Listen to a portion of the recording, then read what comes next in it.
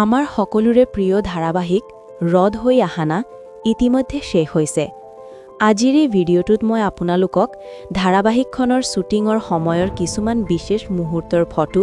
আৰু ভিডিঅ' দেখুৱাম। অমিত দা ইমান বিজি হোৱাটছআপ আমি খুব সিনসিয়াৰ মানুহ মানে স্ক্ৰিপ্ট পঢ়ি থাকোঁ আমি তাৰমানে কি আছিলে ৰ'দ হৈ আহানৰ ডক্টৰ হয় হা আমাৰ ডক্টৰ মিষ্টাৰ চলিহা সমুদ্ৰ চলিহে সমুদ্ৰ চলিহা চৰি মই পাহৰি গৈছোঁ নামটো ডক্টৰ নে ডাক্তৰ ডক্টৰ অসমীয়াত ডাক্তৰ এনে ডক্তৰ কিন্তু ডক্টৰ বুলি ক'লে উপাধিটো অসমীয়াত যদি কোৱা যায় তেতিয়া ডাক্তৰ আৰু কি বোলে হোৱাটছআপ ইউজ নকৰে নেকি মই ফাৰ্ষ্ট টাইম শুনিছোঁ হা 6 ফুট 1 ইঞ্চি ওখ মানুহবিলাকে কোনেও হোৱাটছএপ ব্যৱহাৰ নকৰে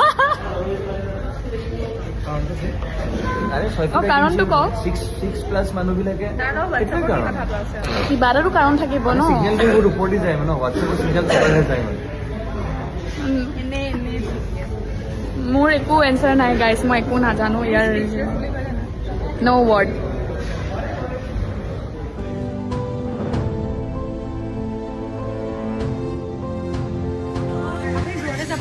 আমি নহ'লে কাট খাই যাম